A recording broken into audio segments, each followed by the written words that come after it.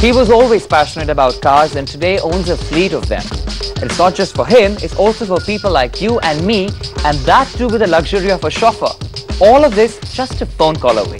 Meet the brain behind this easy cabs, Rajiv Vij, CEO of Carzonrent, as he tells us how he made all of this possible. There is no easy way to success. You have to work hard, you have to work within the parameters of the law so that you are building a business which is sustainable. Hi, my name is Rajiv Vij. I founded Carzonrent in the year 2000.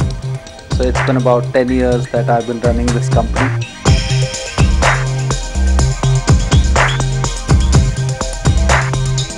I always had a liking for cars and being part of a large family where all my brothers and family was either into academics or they were bureaucrats. So I had a chance to ride on some of the governmental cars which the family had access to. I loved it. I really enjoyed it because I came from a family, as I said, which had academicians and which had bureaucrats. So my first preference at that time was to be a bureaucrat. And in fact, the first job career that I looked at was to get into the Air Force. I in fact went to Dehradun, got selected, but didn't join. Even thought of going and trying for civil services, but then I dropped all that, went, did my post-graduation in management and got into a private sector job. I'm a first generation entrepreneur. Part of my career I spent selling cars and selling one of the most famous cars at that time with the Ambassador, and had an opportunity to sell that car a lot to the taxi buyers. And therefore I think I had a great opportunity to learn the depths of this business. I also felt that this is one country where, because we don't provide good transportation, a lot of people who travel from overseas, they carry a very negative image about the country. And therefore, in the year 2000, after having worked at International Travel House. Hi, I'd like to book a car. Well, I'd like to book an easy cab. Has to report to Jhandewala. I thought that it was a good opportunity for me, and maybe I need to get into this myself and try and change the face of urban transportation infrastructure in this country. I need the car in the next half an hour. These are cars on self-drive. These are cars on chauffeur drive. So all of that is what we do. I was never worried that it wouldn't work, because I had understood the potential of this business in this country. But the biggest worry was that this is a business which is an extremely capital intensive business. Finding money was something that was a big worry.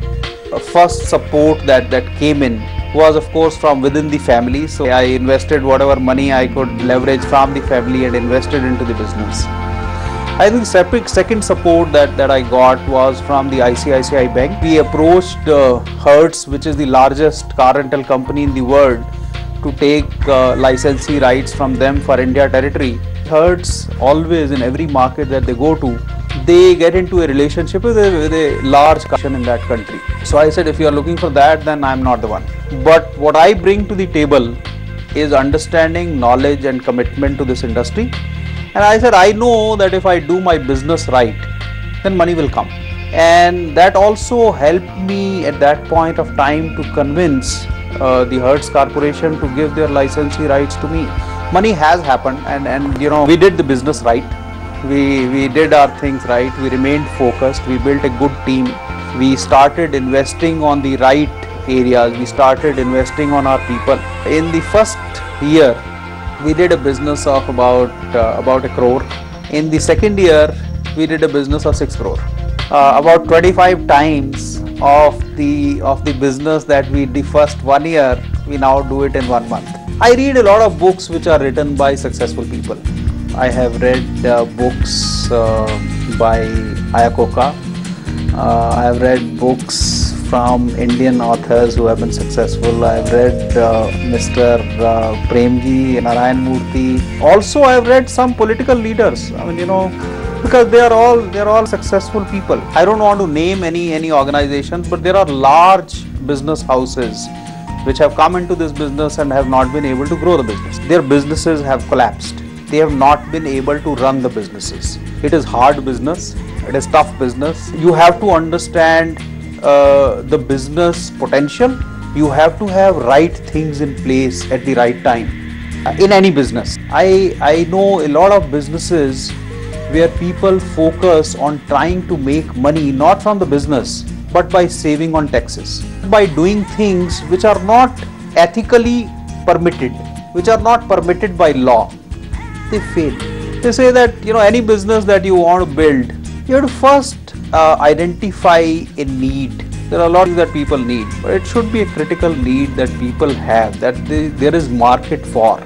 You also have to then identify a solution which is not easily replaceable, and you have to have the perseverance to build on that solution and continuously innovate to remain ahead of your competition. Before I say something to people who want to become entrepreneur, I'd like to say something to people who are already in some position of power, whether they are a bank, whether they are an industrialist, whether they are advisors, wherever they are, maybe they are bureaucrats in the government.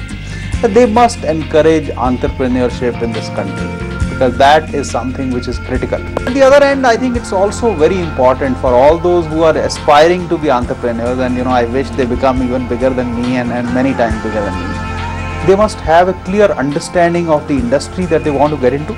They also must have very clear understanding of the challenges that they will face. And if these are people who have worked in large corporations, they must understand the change in lifestyle and the change in office setup, infrastructure, etc. That will suddenly happen when they decide to move and become an entrepreneur.